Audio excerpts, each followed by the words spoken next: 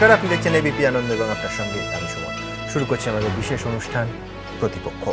ঐতিহ্যবাহী প্রেসিডেন্সি বিশ্ববিদ্যালয়ে হামলা চালিয়েছিল কারা? রাজ্য মানবাধিকার কমিশনে যে তদন্ত রিপোর্ট তা জমা পড়েছে। আমাদের সঙ্গে আজকে প্রতিপক্ষ অনুষ্ঠানে বিশেষ অতিথি হিসেবে আছেন প্রেসিডেন্সি কলেজের প্রেসিডেন্সি বিশ্ববিদ্যালয়ের প্রাক্তন অধ্যক্ষ শ্রী অমল মুখোপাধ্যায়, যিনি এই তদন্ত রিপোর্ট রাজ্য মানবাধিকার কমিশনের হাতে তুলে দেন। এছাড়া আমার অন্যদিকে আছেন বোলান গঙ্গোপাধ্যায়, লেখক, আছেন অধ্যাপক সুমন বন্দ্যোপাধ্যায়, আছেন ওম প্রকাশ মিশ্র, কংগ্রেস নেতা, সিপিএম নেতা সুজন চক্রবর্তী কিছুক্ষণের মধ্যে এই অনুষ্ঠানে এসে উপস্থিত হবেন। একদিকে আমরা যেমন এই তদন্ত কমিশনের রিপোর্ট নিয়ে আলোচনা করব, পাশাপাশি অবশ্যই উদ্বেগের আরেকটা ছবি আজকে এই কয়েক ঘন্টা আগে আমাদের সামনে এসেছে। প্রেসিডেন্সি বিশ্ববিদ্যালয় থেকে একের পর এক অধ্যাপক ছেড়ে চলে যাচ্ছেন। যে বেতন কাঠামো তাদের বলা হয়েছিল বা যে বেতন কাঠামো তারা যথেষ্ট ঠিকঠাক মনে করছিলেন, তার থেকে নাকি প্রতিশ্রুতি ভঙ্গ করা হয়েছে। এই উদ্বেগ শুধু যে অধ্যাপকদের তা নয়, স্বয়ং উপাচার্য এই নিয়ে উদ্বেগ প্রকাশ করেছেন, হ্যাঁ এমনকি ক্যামেরার সামনেও। পাশাপাশি অবশ্যই আলোচনা করব কয়েক মাস আগে একটা প্রায় স্লোগানের মতো হওয়া ছড়া লোকের মুখে মুখে ঘুরছিল, রায়গঞ্জে বেল, মাঝদিয়ায় জেল। প্রায় একই রকমভাবে এখন আরেকটা ছড়া সামনে আসছে, মুন্নার বেল এবং মুক্তারের জেল। প্রশাসন কি সত্যি সত্যি কিছুটা একদর্শী? না হলে সরকারি আইনজীবীর একই ধরনের ঘটনা অবস্থান কি করে ভিন্ন হয়? এবং অবশ্যই গতকাল রাজ্যের মাননীয় মুখ্যমন্ত্রী তিনি সরাসরি হুঙ্কার ছেড়েছেন যে বাঘের বাচ্চা হলে কংগ্রেস এ রাজ্যে ৩৫৬ প্রয়োগ করে দেখাক। সে নিয়ে অবশ্যই আমরা আলোচনা করব, কিন্তু সবার আগে অবশ্যই প্রেসিডেন্সি বিশ্ববিদ্যালয় রাজ্য মানবাধিকার কমিশনের রিপোর্ট জমা পড়েছে। যেটুকু আমরা জানতে পেরেছি কি আছে সেই রিপোর্টে শুরুতেই দেখাবো আপনাদের। প্রেসিডেন্সিতে হামলার ঘটনায় রাজ্য মানবাধিকার কমিশনের তদন্ত রিপোর্টে অস্বস্তি বেড়েছে শাসক দলের। রিপোর্টে খারিজ হয়ে গিয়েছে শাসক দলের তত্ত্ব। 10ই এপ্রিল প্রেসিডেন্সিতে হামলার ঘটনায় স্বতঃপ্রণোদিত হয়ে তদন্ত শুরু করে রাজ্য মানবাধিকার কমিশন। তদন্তের দায়িত্ব দেওয়া হয় প্রেসিডেন্সির প্রাক্তন অধ্যক্ষ অমল মুখোপাধ্যায়কে। সোমবার তিনি কমিশনের কাছে গিয়ে রিপোর্ট পেশ করেন। সূত্রের খবর, রিপোর্টে দাবি দুপুর 1টায় প্রথমে হামলা হয় প্রেসিডেন্সি বিশ্ববিদ্যালয়ের পোর্টিকোতে। 45 মিনিট পর ফের হামলা, এবার বেকার ল্যাবে। তদন্ত রিপোর্টে এও দাবি করা হয়েছে প্রেসিডেন্সির মূল ফটকের তালা ভেতর থেকে খোলা হয়নি, অর্থাৎ তালা যে বাইরে থেকেই খোলা বা ভাঙা হয়েছিল তা স্পষ্ট। তদন্ত রিপোর্টে আরও দাবি করা হয়েছে, জিজ্ঞাসাবাদের সময় পুলিশ জানিয়েছে তৃণমূল জিন্দাবাদ, এসএফআই মুর্দাবাদ স্লোগান দিতে দিতে তৃণমূলের পতাকা নিয়ে বিশ্ববিদ্যালয়ে ঢুকেছিলেন বহিরাগতরা। সূত্রের খবর, কমিশনের তদন্ত রিপোর্টে আরও বলা হয়েছে ঢিল ভেতর থেকে ছোঁড়া হয়নি, বাইরে থেকে যে ছোঁড়া হয়েছে তেমন উল্লেখ অবশ্য রিপোর্টে নেই। সূত্রের খবর, কমিশনের তদন্ত রিপোর্টে দাবি করা হয়েছে প্রেসিডেন্সি দারোয়ান পাপ্পু সিংহের বিরুদ্ধে তোলা অভিযোগের কোনো ভিত্তি নেই। ঘটনার সময় বিক্ষোভকারীদের প্রতিরোধ না করে রেজিস্ট্রারকে খবর দিতে গিয়েছিলেন পাপ্পু। তদন্ত রিপোর্টে আরও দাবি করা হয়েছে স্টক রেজিস্টার খতিয়ে দেখা হয়েছে। ওই জ্যাভলিনের সঙ্গে প্রেসিডেন্সি স্পোর্টস বিভাগের কোনো সম্পর্ক নেই, জ্যাভলিনটি বাইরে থেকেই আনা হয়েছিল। পুলিশের বিরুদ্ধে আগেই অসহযোগিতার অভিযোগে সরব হয়েছিলেন তদন্তকারী দলের প্রধান অমল মুখোপাধ্যায়। পাশাপাশি পুলিশের বক্তব্য নিয়েও অসন্তোষ প্রকাশ করেছিলেন তিনি। সূত্রের খবর, পুলিশের বক্তব্যে বেশ কিছু অসঙ্গতি পাওয়া গিয়েছে বলে রিপোর্টে অভিযোগ করা হয়েছে। এবিপি আনন্দ। আমি প্রথমেই অমলবাবুর কাছে আসব। স্যার, এই তদন্ত যখন চলছিল একবারের জন্য আপনি সংবাদ মাধ্যমে আপনার কি ফাইন্ডিং সে বিষয়ে মুখ খোলেননি। আমি তিনটে বিষয় খুব স্পেসিফিক্যালি আপনার কাছে জানতে চাইব, যেহেতু ওই সময়ের মধ্যে রাজ্যের শাসক দল এবং অবশ্যই রাজ্যের গুরুত্বপূর্ণ মন্ত্রী, রাজ্যের শিল্পমন্ত্রী পার্থ চট্টোপাধ্যায় তিনটে বিবৃতি দিয়েছিলেন। তার তিনটি অংশ আমার মনে হয়েছে খুব গুরুত্বপূর্ণ। এক, তৃণমূল কংগ্রেসের কোনো কর্মী এই ঘটনার সঙ্গে যুক্ত থাকতে পারে না। ঠিক কি বলেছিলেন পার্থবাবু? দেখাবো। তৃণমূল কংগ্রেসের কোনো কর্মী এর সঙ্গে জড়িত থাকতে পারে না। কি করে এই ঘটনা ঘটলো, কি করে এই মিছিলের উপর প্ররোচনামূলক পাথর ছোড়া হলো, কারা ছুড়লেন তার পেছনে কারা আছে, সমস্ত ঘটনাটাই তদন্ত করে দেখা উচিত। এই ভেট ছাত্রনেতা নামধারী কতগুলো গুন্ডা, তারা যে গুন্ডারাজ কায়েম করেছিল দিল্লিতে, তার ছায়াও কিন্তু এই রাজ্যে তারা প্রকটমান। কোথাও ঢিল ছুঁড়ে মারছেন, কোথাও বোতল ছুঁড়ে মারছেন, প্ররোচনা তৈরি করছেন। অমরবাবু, আপনার ফাইন্ডিংস কি এই বিবৃতির সঙ্গে মিলছে? না, আমি তো যা ফাইন্ডিংস সেটা আমি এখানে বলতে পারি না, কারণ সেটা আমি কমিশনে জমা দিয়েছি। আচ্ছা। এবং যে মুহূর্তে কমিশনে জমা দিয়েছি সেই মুহূর্তে সেটা কমিশনের সম্পত্তি, তারপরে কোনো মন্তব্য করা বা তার কোনো সেটা প্রকাশ করার কোনো অধিকার আমার নেই। তবে আমি যেটা বলতে পারি সেটা হচ্ছে এইরকম, যে আমি প্রেসিডেন্সি কলেজের ছাত্র, প্রেসিডেন্সি কলেজে সারা জীবন কাটিয়েছি সেটা অন্য কথা, কিন্তু আমি যখন তদন্ত করতে গেছি সম্পূর্ণ নিরপেক্ষভাবে তদন্ত করার চেষ্টা করেছি। আমি সারা জীবন নিরপেক্ষ থাকারই চেষ্টা করেছি, কোনো দলের মানে লেজুর ধরার চেষ্টা করিনি, এটা আপনারা সকলে স্বীকার করবেন। কাজেই আমি এখানেও গেছি সত্যটাকে উদ্ঘাটন করার জন্য, এবং সেটাই আমাকে কমিশন এটাই আমাকে জানিয়েছিলেন যে তাদের এনকোয়ারি করতে বলেছিলেন 10ই এপ্রিল ঠিক কী ঘটেছে। তা সে সম্পর্কে বিশদভাবে আমি সমস্ত কিছু বর্ণনা করেছি, কিন্তু কতগুলো পদ্ধতি আমি অবলম্বন করেছি। যেমন 3টে থিওরি ছিল।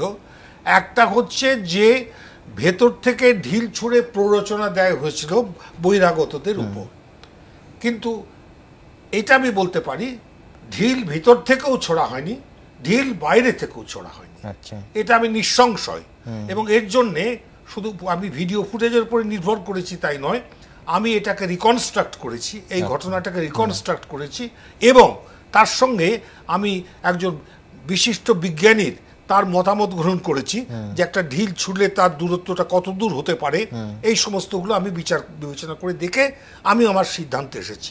এটা হলো 1 নম্বর। 2 হচ্ছে যে তালা ভাঙা হয়েছিল কিনা, অথবা তালা খুলে দেওয়া হয়েছিল কিনা। যদি তালা খুলে দেওয়া হয়ে থাকতো তাহলে অবশ্যই ভেতর থেকে একটা ষড়যন্ত্রের ব্যাপার ছিল, এরকমই কল্পনা করা যেতে পারত। কিন্তু মুশকিল হচ্ছে এই তালাটা আমি নিজে দেখতে পারিনি, তার কারণ সেটা পুলিশ সিজ করে নিয়েছে। কিন্তু এটা আমি দেখেছি, ভিডিও ফুটেজও দেখেছি, তালার যে অংশটাকে বোল্ট বলা হয় সেটা ভেঙে গেছে। এটা হলো 1 নম্বর একটা এভিডেন্স, এবং একটা সাক্ষ্য এখানে পাওয়া যাচ্ছে। 2 নম্বর, তার চেয়ে বেশি জরুরি, যে 3 জন কর্তব্যরত পুলিশ গেটের পাশে ছিলেন তারা 3 জনই স্বীকার করেছেন যে বাইরে থেকে প্রবল ধাক্কা দেওয়ার জন্য তালাটি অবশেষে ভেঙে যায়। আচ্ছা। এটা হচ্ছে 2 নম্বর। 3 নম্বর হচ্ছে যে জ্যাভেলিনের ব্যাপারটা। একটা জ্যাভেলিন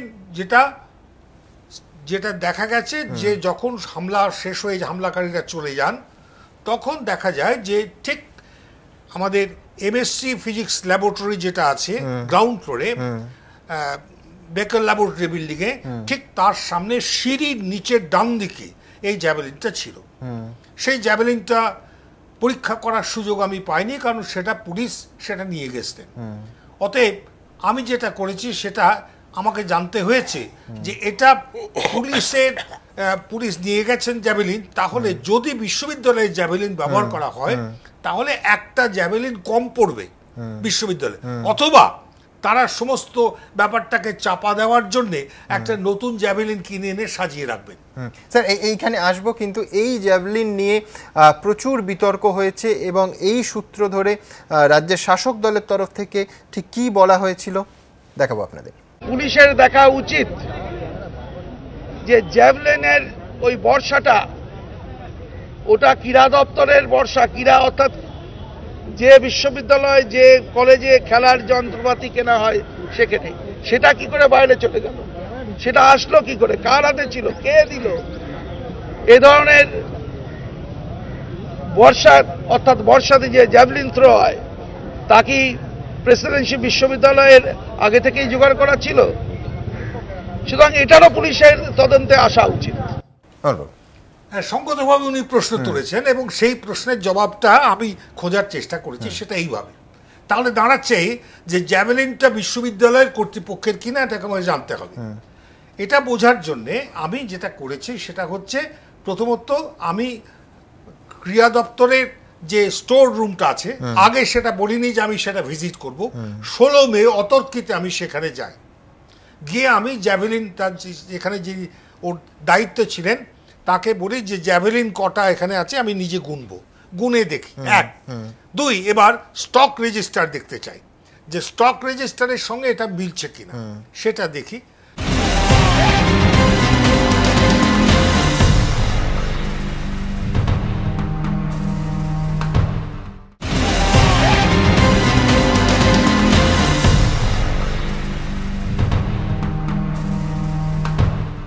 3 নম্বর, আমার চোখে পড়ে দুটো জ্যাভেলিন একটু নতুন বলে আমার মনে হয়। আচ্ছা, তখনই আমার সন্দেহ হয় যে তাহলে এটা হতে পারে যে বিশ্ববিদ্যালয় কর্তৃপক্ষ একটা জ্যাভেলিন পরে কিনেছে। আমি তখন প্রশ্ন করি যে এই দুটো জ্যাভেলিন কোত্থেকে এলো। তারা উত্তর, সেই স্টোর কিপার উত্তর দেন যে এটা আমরা কিনেছি। কখন কিনেছেন উত্তর দিলেন গত জানুয়ারি মাসে আমরা কিনেছি। আমি বললাম যে এটা মুখের কথাই তো বিশ্বাস করবো না, আপনাকে ক্যাশ মেমো আমাকে দেখাতে হবে, কোন দোকান থেকে কিনেছেন দেখাতে হবে। সঙ্গে সঙ্গে তিনি ক্যাশ মেমো বের করে দিলেন এবং দেখা গেল যে 2013-16 জানুয়ারি এই দুটি জ্যাভেলিন কর্তৃপক্ষ কিনেছিলেন। আচ্ছা, অতএব এই 3টি ঘটনা থেকে আমি এই সিদ্ধান্তে আসা খুব স্বাভাবিক যে জ্যাভেলিনটা বিশ্ববিদ্যালয় কর্তৃপক্ষের নয়। আমি আবার বলছি, ঢিলটা বাইরে থেকে বা ভেতর থেকে ছোঁড়া হয়নি, 1। 2, তালাটা যে ভাঙা ছিল সেটা 3 জন কর্তব্যরত পুলিশ স্বীকার করেছেন। 3, জ্যাভেলিনটা বিশ্ববিদ্যালয় কর্তৃপক্ষের নয়। স্যার এইখানে আরেকটা প্রশ্ন থাকবে, যেটা একেবারে মানবিক জায়গা থেকে প্রশ্নটা করা, আপনি নিশ্চয়ই আমার সঙ্গে একমত হবেন যে একজন সাধারণ নাগরিক যিনি তত প্রভাবশালী ক্ষমতাশালী নন, তার ওপর রাজ্যের গুরুত্বপূর্ণ মন্ত্রী বা শাসক দলের হেভিওয়েট নেতা যখন তার গ্রেফতার দাবি করে, তখন সর্বোচ্চ প্রশাসনের প্রভাবিত হওয়া স্বাভাবিক এবং এক ব্যক্তির ওপর দিয়ে কি বয়ে যায় যদি তিনি সত্যি সত্যি নিরাপদ হন। আমি এই প্রসঙ্গটা এই জন্যই উল্লেখ করছি যে পাপ্পুর গ্রেফতার দাবি করা হয়েছিল একেবারে শাসক দলের তরফ থেকে। রাজ্যের মাননীয় শিল্পমন্ত্রী পার্থ চট্টোপাধ্যায় দাবি করেছিলেন।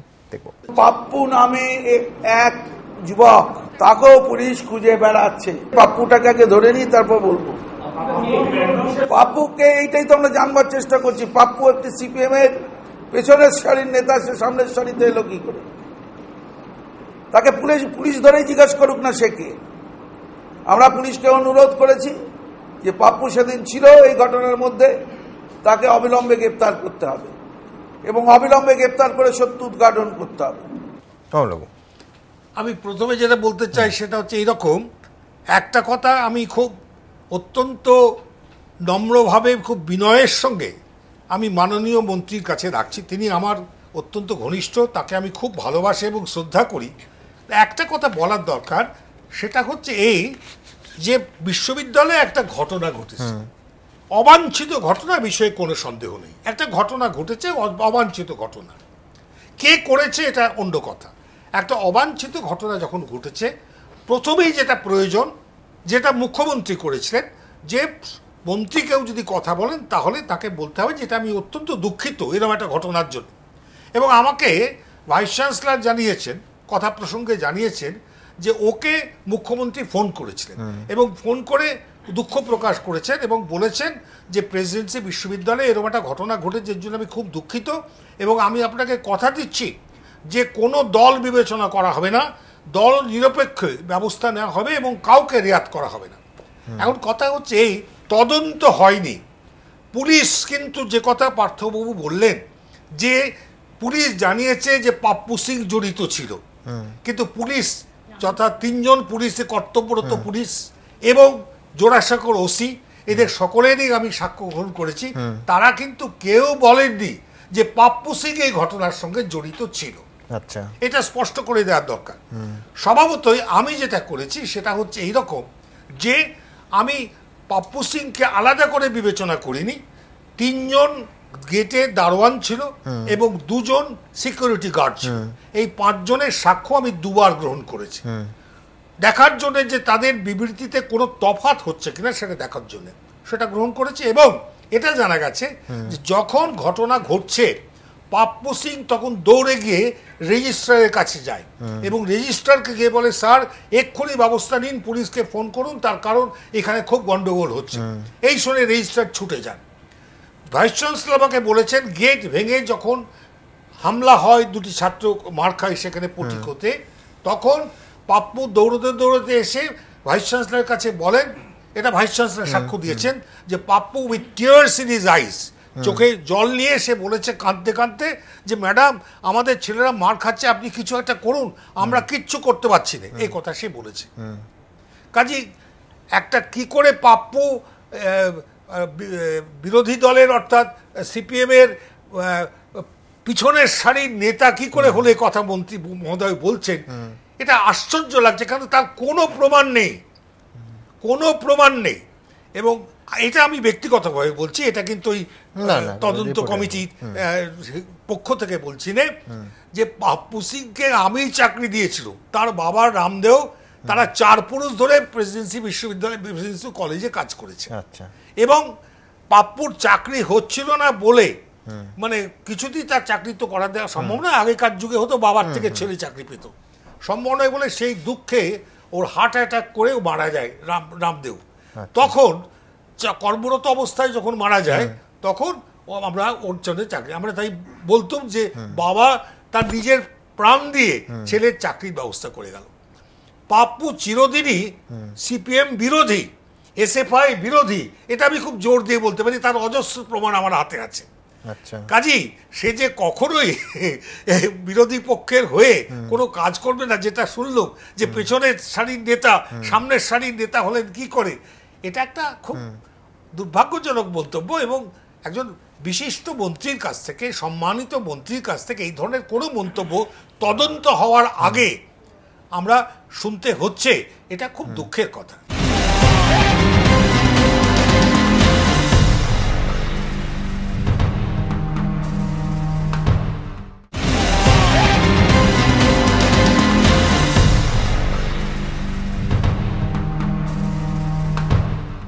তর্কের ক্ষেত্রে যদি এটা ধরেও নিই যে তার একটা রাজনৈতিক সমর্থন আছে এবং কোনো রাজনৈতিক দলের সমর্থক, তাহলেও তার কর্মজীবনের এই অংশের সঙ্গে লেভেল করে দেওয়াটা কি ঠিক? আমার এটা আদৌ সত্য নয়।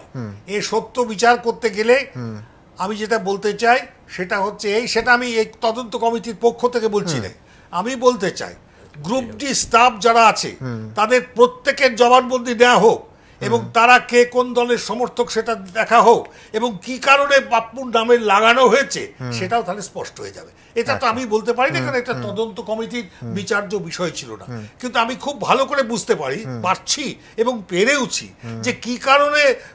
এটা মন্ত্রী মহোদয়ের দোষ নেই, পুলিশ এ কথা বলেনি, বলেছে ওই মন্ত্রী মহোদয়ের দলীয় কোনো সমর্থক যিনি ওই কলেজে থাকেন, চাকরি করেন, এবং তিনি এ কথা বলেছেন। কিন্তু এটা আমি মন্তব্যটা করতে পারি না, কিন্তু ব্যাপারটা এইরকম।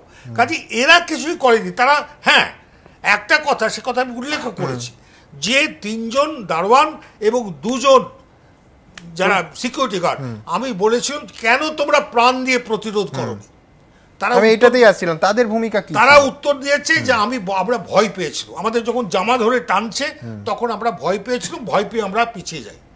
আমি তখন কিন্তু এটা মনে করি যেটা যে সেদিনে ওই 3 জন কর্তব্যরত পুলিশ তারা যদি নেতৃত্ব দিতেন এই গেট ভাঙার বিরুদ্ধে, বুক ফুলিয়ে দাঁড়াতেন, তাহলে কিন্তু এরাও তাদের ওই হারানো মরালটা ফিরে পেত, এবং সেক্ষেত্রে কিন্তু এই ধরনের হামলা প্রেসিডেন্সি বিশ্ববিদ্যালয়ে হতো না, এটা আমার বিশ্বাস। স্যার, এই পুলিশ কর্মীদের যখন আপনি কথা বলেন, তাদের বক্তব্য কি ছিল? কোনো অ্যালিবাই ছিল না, সামনে না এসিয়া বা নীরব দর্শক থাকার পক্ষে কোনো যুক্তি ছিল না? তারা ওই একটা কথাই বলেছেন, অদ্ভুত কথা, আমাদের উপরে কোনো অর্ডার ছিল, তারা এই কথা বলেছেন।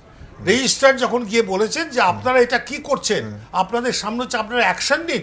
না স্যার, আমরা কিছু করতে পারবো না, আপনি ওসির সঙ্গে কথা বলুন, আমরা কিছু করতে পারবো না। এখন কথা হচ্ছে এদিকে কিন্তু পুলিশ পক্ষ এটা স্বীকার করেছেন। আমি জিজ্ঞেস করেছিলাম স্যার এই অর্ডার নেওয়ার ক্ষেত্রে আসছি আমি, যে প্রতিদিন পুলিশ পাঠানো হয় প্রেসিডেন্সি বিশ্ববিদ্যালয়ে। আমি জিজ্ঞাসা করেছিলাম সংশ্লিষ্ট কর্তৃপক্ষকে, পুলিশ কর্তৃপক্ষকে, কেন পাঠানো হয়? উত্তর দিলেন ঝামেলা এড়ানোর জন্য, যাতে কোনো ঝামেলা না হয়। তাহলে সেদিন যে ঘটনাটা ঘটেছিল সেটা কোনো ঝামেলা ছিল না, এটা বলতে চাইছেন। তিনি নীরব থাকলেন, তার কোনো উত্তর দিলেন না। স্যার, জোড়াসাঁকো থানার ওসির কি বক্তব্য ছিল এই বিষয়ে, যেখান থেকে অর্ডারটা আসার কথা? এটা আমি বলতে চাই, এবং কমিশনার পুলিশের কাছে আমি কিন্তু এটা ইনফর্মালি আমি এটা অভিযোগ করেছি যে জোড়াসাঁকো থানার ওসি আমার সাথে কোনো রকম সহযোগিতা করেননি, এবং তিনি যেভাবে কথাবার্তা বলেছেন, যেভাবে ব্যবহার করেছেন, এটা খুব দুর্ভাগ্যজনক বলে আমি মনে করি। তাকে সে কথা বলেওছি আমি, যে আমি প্রেসিডেন্সি কলেজে থাকার সময় 6 জন ওসিকে আমি দেখেছি, এবং তারপরে আমি আইএস ট্রেনিং সেন্টার ডিরেক্টর হিসেবে ওসিদের দেখেছি। আমি বলেছি কথা, ওসিরা সবসময় প্রেসিডেন্সি কলেজ বা বিশ্ববিদ্যালয়ের সম্পর্কে একটা বিশেষ একটা দৃষ্টি দেন, নজর দেন, যে কোনো রকম কোনো গন্ডগোল না। কোনো রকম যোগাযোগ করলে মুহূর্তের মধ্যে তারা ছুটে আসে। এরকম ঘটনাও আছে প্রেসিডেন্সি এই কলেজে, তখন আমি কিন্তু প্রিন্সিপাল নই, director of is training centre. তখন রাত্রিবেলা 8:30টার সময় কলেজের কিছু অধ্যাপক এবং আমার সেন্টারের অধ্যাপক ছাত্রছাত্রীরা তারা বিপন্ন, বৃষ্টি প্রচুর হয়ে গেছে, জল নামিয়ে গেছে। তখন আমি ওসিকে ফোন করেছি যে একটা ভ্যান পাঠান, এক্ষুনি আমার সকলকে নিয়ে যেতে হবে। 5 মিনিটের মধ্যে ভ্যান এসে সবাইকে নিয়ে চলে গেছে। এই ধরনের সহযোগিতা বরাবর পেয়েছি, সে কথা আমি ওসিকে বলেও ছিল যে যে সহযোগিতা পেয়েছি আপনি সেই সহযোগিতা করতে পারলেন না কেন? না, এর উত্তর আমার জানা নেই, তিনি এ কথা বলেছেন। স্যার, যে ফুটেজ আমরা বারবার দেখিয়েছি, যে স্টিল ছবি, তাতে যে তৃণমূল কংগ্রেসের নেতা, কাউন্সিলর, কর্মীদের দেখা যাচ্ছে, তাদের সঙ্গে কোনো কথা বলার চেষ্টা করেছেন? না, আমি চেষ্টা করিনি, তার কারণ সেটা আমার তদন্তের আওতায় পড়ে না। কিন্তু এইটা স্পষ্ট, আমার কাছে যে ভিডিও ফুটেজ আমি যেটা জমা দিয়েছি কমিশনে, তাতে দেখা যাচ্ছে একটা স্তরে যে গেটটা রয়েছে তখনও গেটটা ভাঙা হয়নি, দুটো গেটের মাঝখানে একজন ভদ্রলোক দাঁড়িয়ে আছেন, তিনি কিন্তু একজন বিশিষ্ট নেতা একটি দলের। আর এই এখানে জমা হওয়া বা এই আক্রমণের কোনো পারপাস কি? এইটাই আমার যেটা মনে হয়েছে, যে কথাটা আমি বলেওছি, বোধহয় এটা বলেছি, যে এটা আমার কাছে একটা রহস্য। সেটা হচ্ছে এই যে ওরা যে সমস্ত স্লোগান দিয়েছিলেন তাতে বোঝা যায় যে ওরা এসএফআই এর বিরুদ্ধে ওদের ইয়ে ছিল, রাগ বা নালিশ ছিল। তার আগের দিনের ঘটনা সে সমস্ত স্লোগান দেওয়া হয়েছে, এরকম ঘটনা ঘটালি কেন, কোথায় গেল এসএফআই, ইত্যাদি ইত্যাদি। কিন্তু প্রথম কথা, প্রেসিডেন্সি বিশ্ববিদ্যালয় কিন্তু এসএফআই এর শক্ত ঘাঁটি নয়, 1। 2, এসএফআই এর ছেলেরাও সেখানে ছিল না। তাহলে কেন এই প্রেসিডেন্সি বিশ্ববিদ্যালয়ে আক্রমণ করা হলো? অফ অল দ্য ইনস্টিটিউশনস কেন প্রেসিডেন্সি বিশ্ববিদ্যালয়কে বেছে নেওয়া হলো? এর কোনো উত্তর, সদুত্তর আমি খুঁজে পাইনি। আচ্ছা, সেটা আমি কমিশনকে জানিয়েছি। আচ্ছা, অনেক ধন্যবাদ। আমি বোলান্দির কাছে আসবো। বোলান্দি, এপিডিআর এর পক্ষ থেকে আপনারা গেছিলেন, আমরা দেখেছি এ রাজ্যে মানবাধিকার কমিশন অম্বিকেশ মহাপাত্র নিয়ে যে রিপোর্ট দিয়েছে, রাজ্য সরকার তা খারিজ করে দিয়েছে। 2টো সুপারিশ ছিল, একটাও মানা হয়নি। এক্ষেত্রে অমলবাবুর তদন্ত রিপোর্টের কি কোনো মানার সম্ভাবনা আছে রাজ্য মানবাধিকার কমিশন রাজ্য সরকারের কাছে যখন প্লেস করবে? আমার মনে হয় না। তার কারণ হচ্ছে এর আগেও মানবাধিকার কমিশন যে কয়েকটা সাজেশন পাঠিয়েছে, হ্যাঁ, সেগুলো কিন্তু মানা হয়নি। আর এইখানে একটা বলি যে পূর্ববর্তী বামফ্রন্ট সরকারও কিন্তু এপিডিআর এর কোনো জিনিস হাতে করে কখনো নেয়নি, সব ফ্যাক্সে পাঠাতে হয়েছে। কোনো একটা ডেপুটেশন গেল বা কিছু, কোনো দিন দেখা করে বামফ্রন্ট সরকারও নেয়নি। কিন্তু কাজে এটা মানবাধিকার কমিশনের মানতে গেলে বোধহয় স্টেটকে চলে না, মানে আমি এইটা বুঝেছি আর কি। এখন এরা সাজেশন নাকি উল্টোটা, স্টেট যেভাবে চলে তাতে মানবাধিকার লঙ্ঘিত হবে, এটা ধরে নিয়েই চলবে। মানে মানবাধিকারের সাজেশন মানতে গেলে স্টেটকে চালানো যাবে না। এখন মুশকিল হচ্ছে যে এখানে আমাদের এখানে না খুব এখন যেটা হয়েছে যে কোনো সাজেশন এলেই আমরা কিন্তু ভেবেছিলাম, কারণ মমতা ব্যানার্জি প্রথম যখন মন্ত্রিত্বে আসেন ওর কিন্তু সঙ্গে অনেকে ছিলেন তারা মানবাধিকার কর্মী, এবং আমরা প্রথমে ভেবেছিলাম যে উনি হয়তো এদিকটা একটু নজর দিতেও পারেন। কিন্তু যতদিন যাচ্ছে মানবাধিকার কর্মীদের একটা অংশের সমর্থনও উনি পেয়েছেন, হ্যাঁ, ডেফিনেটলি। এবং এইটা যখন কিন্তু দেখা যাচ্ছে যেটা যতদিন যাচ্ছে মানবাধিকার কমিশনের একটা সাজেশনও কিন্তু উনি মানছেন না, মানে বা মানার কোনো লক্ষণও দেখাচ্ছেন, এবং উনি যে ধরনের কমেন্ট করছেন তাদের সম্বন্ধে সেটাও কিন্তু খুব মানে হতাশাব্যঞ্জক। যে মানে একবার বললেন না যে অফিসাররা গিয়ে দাঁড় করিয়ে রাখে, কাজ করবে কখন তারা, ইত্যাদি, যেন ওটা কাজ নয়, মানে কাজটা শুধু রাইটার্স বিল্ডিংয়েই হয়। তো যাই হোক, তাই এইটা আমার মনে হয় না যে এটা মানা হবে। আর আরেকটা আমি দেখলাম যে স্যার যেটা বলেছেন যে বড় রাজনীতির সঙ্গে যুক্ত আছে, আমরা যখন গেছি আমাদের তো সেটা মনেই হয়েছে, কারণ সত্যি কথা বলতে কি প্রেসিডেন্সি কলেজে এখন সেই অর্থে খুব কিছু রাজনৈতিক কার্যকলাপ হয় বলে মনে হয় না, এবং কিছুই নেই, কিচ্ছু নেই। হ্যাঁ, এবং আইসি আছে খুব টিম করে, সেরকম কোনো কিছু না। এই তার আমি একটু মানে এটা মেনশন করছি, পুলিশ যে বলেছে না আমাদের ওপর কোনো এই ঘটনা অর্ডার ছিল না, যেটা স্পেসিফিক্যালি অমলবাবুকে বলেছে, এটার দিন 5-7 আগে, 5 কি 10 দিন আগে আমাকে একটা ছাত্রদের ইয়েতে, আরো অসীমদাও গিয়েছিলেন, একটা আলোচনা সভায় ডেকেছিল ছাত্ররা। তো আমি প্রেসিডেন্সি কলেজের গেট দিয়ে ঢুকতে 3টে লোক আমাকে একদম, আপনি কোথায় যাচ্ছেন, আপনি কার কাছে যাবেন, আমি আবার ফোন করি, আমি যে কোন হলে সেটা তো ভুলে যাচ্ছি, তাই আমি আবার ফোন করি, ওরা এসে আমাকে নিয়ে যায়। মানে আমি একটা লোক ঢুকতে যাচ্ছি, আমাকে কিন্তু তেড়ে মেরে আটকাতে এলো। হ্যাঁ, আর অতগুলো লোক এসে গেট ভাঙছে। তো আমাদের তো পুলিশ বলেছিল, জোড়াসাঁকো থানার ওসি বলেছিল যে, আমি বললাম তাহলে ওরা কি করবে, বলছে ওরা তো ওখানে কোনো গন্ডগোল যাতে না হয় সেই জন্য আছে, আমরা কি জানো দেখবো, ল অ্যান্ড অর্ডার দেখবো, এইটা উনি বলেছিলেন। মানে গেট ভেঙে আক্রমণটা ল অ্যান্ড অর্ডারের সমস্যা নয় আর কি।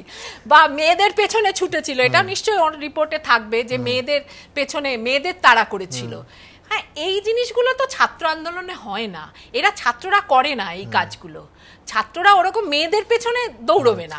যে তৃণমূল কংগ্রেসের একেবারে প্রতিষ্ঠিত নেতাদের দেখা গেল, কর্মীদের দেখা গেল, তাদের বিরুদ্ধে দল কোনো তো ব্যবস্থা কিছু নিচ্ছে না। এখানেও আমি বলবো এক ধরনের মানবাধিকার লঙ্ঘন হচ্ছে।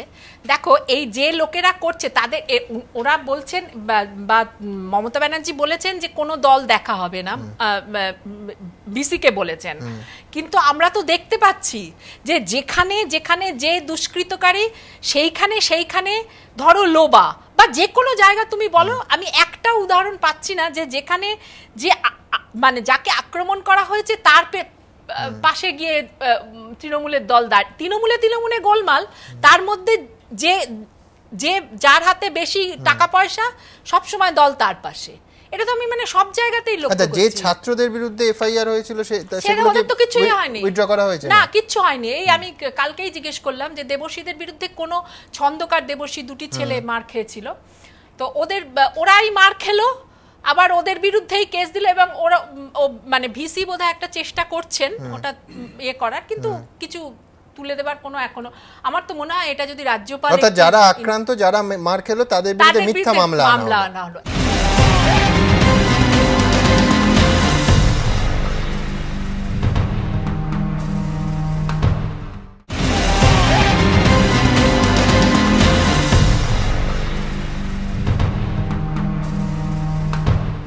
এই মিথ্যা মামলাকে ভয় পাবো না বললে হয় না। কি হয় জানো তো, কালকে হয়তো মমতা ব্যানার্জি থাকবে না, পরশুদিন হয়তো এই রাজ্যপাল পাল্টে যাবে, কিন্তু তারপরের দিন যখন এই ছেলেটি কোনো একটা কাজে যাবে এই মামলা চাগিয়ে উঠবে। এই যে কি ছাত্রদের পেছনে অশান্তি, তখন তোমাকে থানা থেকে এই আনতে হবে, অমুক করতে হবে, তোমার প্লেনে উঠতে গেলে অমুকের সার্টিফিকেট লাগবে। এই যে মানে ওকে তো একটা সবসময় একটা থ্রেটের মধ্যে রাখা, এইটা বোধহয় তুলে নেওয়াটা, মানে এটার জন্য আমার মনে হয় এইটুকু উদারতা বোধহয় সরকার দেখাতেই পারে না। সেটা বললাম দিয়ে অম্বিকেশ বাবুর ক্ষেত্রে আমরা দেখিনি, মাসদিয়া ছাত্রদের ক্ষেত্রে 31 দিনের জেল দেখেছি, কিন্তু পাশাপাশি যে জিনিসটা আমি শুরুতেই বললাম, আরেকটা ঘটনা আমাদের উদ্বিগ্ন করেছে। বেনারস হিন্দু ইউনিভার্সিটি থেকে এসেছিলেন প্রখ্যাত অধ্যাপক প্রকাশ কুমার মাইতি। প্রকাশবাবু প্রেসিডেন্সি বিশ্ববিদ্যালয় ছেড়ে দিচ্ছেন। তিনি এবং অনেকেরই ক্ষোভ যে বেতন কাঠামো যা প্রতিশ্রুতি দেওয়া হয়েছিল তা ম্যাচ করছে না, এবং এই উদ্বেগ কিন্তু শুধু আমাদের নন, স্বয়ং উপাচার্য এই বিষয়ে উদ্বেগ প্রকাশ করেছেন। দেখাবো আপনাদের। মানোন্নয়ন পর্বে এক অনিবার্য অশনি সংকেত। বেতন কাঠামো মনোপুত নয়, তাই যোগদানের কয়েক মাসের মধ্যেই প্রেসিডেন্সি ছাড়লেন এক অধ্যাপক। বেনারস হিন্দু বিশ্ববিদ্যালয় থেকে বাংলা বিভাগে পড়াতে আসা অধ্যাপক প্রকাশ কুমার মাইতি তাঁর পদত্যাগপত্র পাঠিয়েছেন প্রেসিডেন্সির রেজিস্ট্রারের কাছে। ইতিমধ্যেই 3 মাসের ব্যবধানে প্রেসিডেন্সি ছেড়েছেন রসায়ন, ভূতত্ত্ব ও পদার্থবিদ্যার 3 অধ্যাপক। কারণ অবশ্য ব্যক্তিগত। কোনো রাগঢাক না করেই প্রকাশবাবু অবশ্য পদত্যাগের কারণ হিসেবে উল্লেখ করেছেন প্রেসিডেন্সির কম বেতনকে। অবশ্য সংবাদ মাধ্যমকে কিছুই বলতে রাজি হননি প্রকাশবাবু। বলছেন যে যদি ওনার প্রেসিডেন্সিতে আসার খুব আগ্রহ ছিল, কিন্তু এতটা ফাইন্যান্সিয়াল লস করে ওনার পক্ষে থাকা সম্ভব হচ্ছে না। মুখ্যমন্ত্রী উৎকর্ষ কেন্দ্র করতে চেয়েছেন প্রেসিডেন্সিকে। দেশ বিদেশের পণ্ডিতদের নিয়ে তৈরি হয়েছে উপদেষ্টা গোষ্ঠী।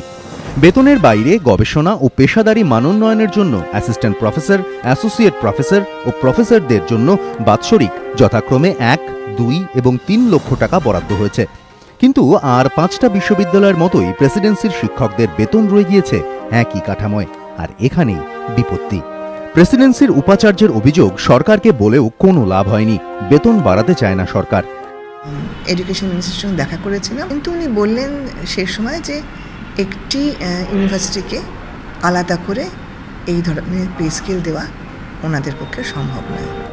পদত্যাগের এই প্রবণতায় আশঙ্কায় মুখ্যমন্ত্রীর স্বপ্ন প্রকল্প। প্রেসিডেন্সি বিশ্ববিদ্যালয়ে ইতিমধ্যে যে 159 জন শিক্ষককে নিয়োগ করা হয়েছে তার মধ্যে 80 জনের বেশি বিদেশি বিশ্ববিদ্যালয়ের ডিগ্রি প্রাপ্ত, এমনকি 15 জন বিদেশি বিশ্ববিদ্যালয়ের শিক্ষকতা ছেড়ে প্রেসিডেন্সিতে পড়াতে এসছেন। ঠিক এই প্রেক্ষাপটে প্রেসিডেন্সিরই একজন অধ্যাপকের পদত্যাগে সিঁদুরে মেঘ পোর্টিকোতে। শুধু পোর্টিকো নয়, আশঙ্কার সুর উপাচার্যের গলাতেও। বেশি বেতনের হাতছানিতে প্রেসিডেন্সি ছাড়ার প্রবণতাই হিড়িকে পরিণত হবে না তো? আশঙ্কা তো সবসময় থাকবে, কারণ আমাদের সব আছে, মানে আউটস্ট্যান্ডিং মেরিটের ফ্যাকাল্টি আছে। যেখানে আমরা রিয়েলি ইউনিভার্সিটি হিসেবে ফেল করছি সেটা হচ্ছে যে আমরা তাদের যোগ্য ইনফ্রাস্ট্রাকচার দিতে পারি না। রাজনীতির হস্তক্ষেপ নয়, শিক্ষাবিদদের ওপর প্রেসিডেন্সির ভার ছেড়েছেন মুখ্যমন্ত্রী, কিন্তু বেতন কাঠামোর বাস্তবতা সেই 200 ছুঁই প্রেসিডেন্সির মানোন্নয়নকে থমকে দেবে না তো? আশঙ্কা শিক্ষাবিদদেরই। কৃষ্ণেন্দু অধিকারী, এবিপি আনন্দ, কলকাতা। সুমনবাবু, আপনি অধ্যাপক, আপনি একটা কথা আমায় বলুন, এমআইটি, অক্সফোর্ড বা কেমব্রিজ ছেড়ে যারা আসছেন তারা মানে এক্সপার্টাইজের তো একটা কস্ট আছে। আমি বলছি যে সবাই যে বুনো রামনাথ হবেন বা আজকাল পেশাদারি জগতে এই ধরনের এক্সপেকটেশন তো ঠিক নয়। প্রতিশ্রুতি এবং দেয় অর্থ, সুযোগ সুবিধা, বেতন কাঠামো, তার তফাৎ কেন হবে? আর তিনিই বা এমআইটির চাকরিটি ছেড়ে এখানে আসবেন কেন? না দেখুন, একটা সমস্যা কিন্তু রয়েছে, যেটা মানে শিক্ষামন্ত্রী বলেছেন, যেটা যে সাধারণভাবে এই ধরনের বিশ্ববিদ্যালয়গুলো সবই কিন্তু ইউজিসির আন্ডারে পড়ে, ফলে ইউজিসির যে বেতনক্রম সেই বেতনক্রমের বাইরে যাওয়ার অসুবিধা রয়েছে। এখন আপনি যে আইআইটি বা এমআইটির কথা বললেন বা ইন্ডিয়ান ইনস্টিটিউট অফ ম্যানেজমেন্টের কথা বললেন, তাদের কিন্তু এর উপরে এরকম ইউজিসির কোনো খবরদারি নেই। তারা একটা কথা, সেটা হচ্ছে ধরুন প্রকাশ কুমার মাইত্রী বেনারস হিন্দু ইউনিভার্সিটিতে পড়াতেন, তার সঙ্গেই প্রেসিডেন্সির যদি বেতন কাঠামোর এতটা তফাৎ হয়, কেন্দ্র এবং রাজ্য সরকারের দেয় বেতন কাঠামো, ইউজিসির কাঠামো, সেটার একটা কারণ আছে যে আপনার ওই যে সেন্ট্রাল ইউনিভার্সিটির যে তার যে সুযোগ সুবিধা, ধরুন তার যে ডিএ বা ধরুন তার যে বাড়ি ভাড়ার যে স্কেল, যেটা যতটা পান তারা কিন্তু স্টেট ইউনিভার্সিটিতে ততটা পান না, ফলে একটা বেতনক্রমের একটা ডিফারেন্স কিন্তু তৈরি হয়ে যায়। তাহলে প্রেসিডেন্সির মানোন্নয়নের ক্ষেত্রে যে কথাটা মুখ্যমন্ত্রীও বারবার বলেছেন যে নিশ্চয়ই ভালো, যদি আপনি ফ্যাকাল্টি চান তাদের নিশ্চয়ই বেশি বেতন দিতে হবে এবং তার জন্য আলাদা করে কিছু ব্যবস্থা করতে হবে, যে আলাদা ব্যবস্থার সংস্থান হয়তো ইতিমধ্যে করা যায়নি।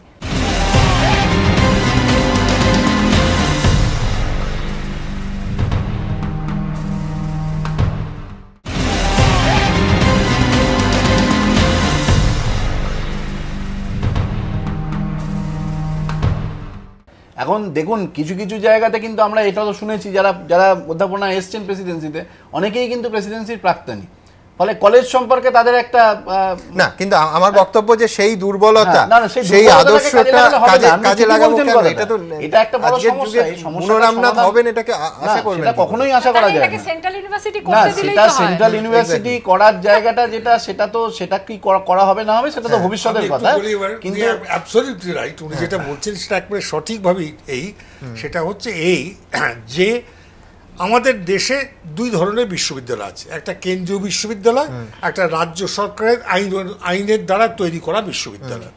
এই দুটো বিশ্ববিদ্যালয়ের মধ্যে পে স্কেলটা একই, পে স্কেলটা ইউজিসি পে স্কেল ফলো করতে হয়, কিন্তু সেন্ট্রাল ইউনিভার্সিটিগুলোতে অ্যালাউন্সেসটা অনেক বেশি, যেটা পশ্চিমবঙ্গের তথা অন্যান্য রাজ্যের ইউনিভার্সিটি সেটা অনেক কম। এখন মানে সেই অ্যালাউন্সগুলো কোনোটাই প্রায় দেওয়া হয়নি।